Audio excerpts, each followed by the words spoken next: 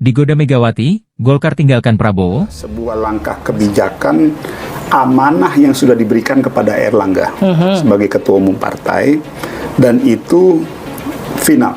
Bagaimana dengan posisi tadi, misal kalau Pak Erlangga tidak menjadi wapres? Fungsi Ridwan Kamil kalau dia menjadi calon wakil presiden Ganjar adalah merebut suara di Jawa Barat yang sekarang ini dikuasai oleh Prabowo dan Anies Baswedan. Tapi jelas mungkin Golkar juga menghitung kalau misalkan Pak RK jadi berpasangan dengan salah satu calon, ya khususnya dalam konteks ini misalkan Ganjar, bisa jadi akan menjadi keuntungan jangka panjang juga kalau Pak Ganjar menang.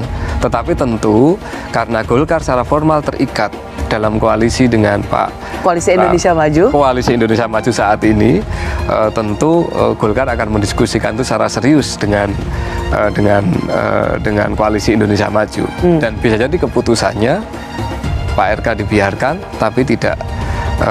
Tapi koalisi Partai Golkar tetap di koalisi Indonesia Maju. Ya, tapi Pak RK dibiarkan, tetapi tidak mengatasnamakan atau bukan representasi Golkar.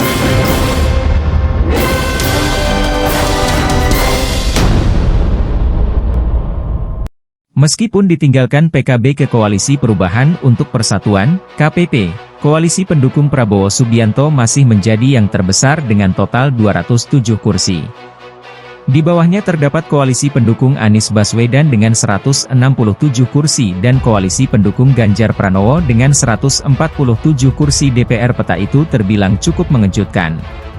PDIP yang awalnya dipercaya akan menjadi magnet bagi partai lain, justru baru berhasil menarik PPP. Sebagaimana diketahui, PDIP adalah peraih kursi terbanyak dengan 128 kursi DPR.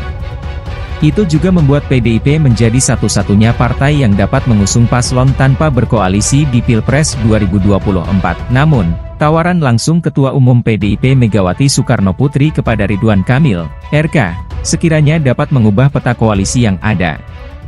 RK mengaku ditawari oleh Megawati untuk menjadi cawapres Ganjar. Lantas, jika RK menerima tawaran Megawati, mungkinkah Partai Golkar akan meninggalkan Prabowo? Jika Partai Golkar bergabung dengan PDIP, dapat dipastikan koalisi pendukung Ganjar akan menjadi yang terbesar.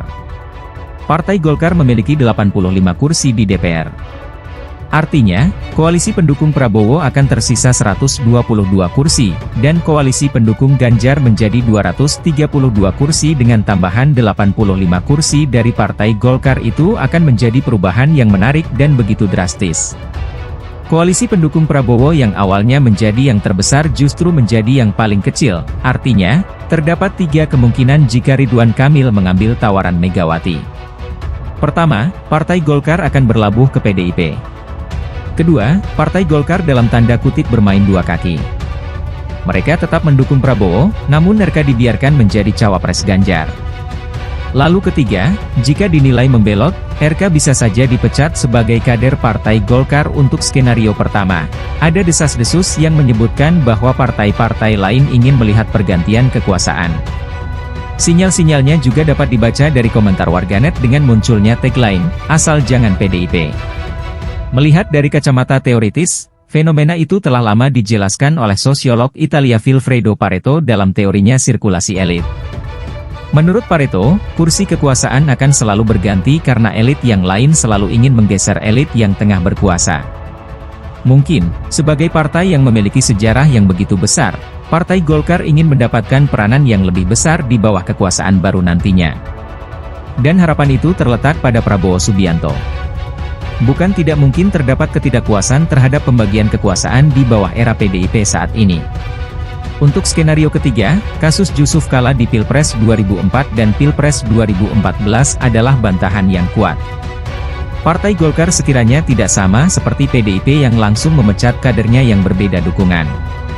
Salah satu kasusnya adalah Budiman Sujatmiko yang dipecat PDIP karena mendukung Prabowo Subianto.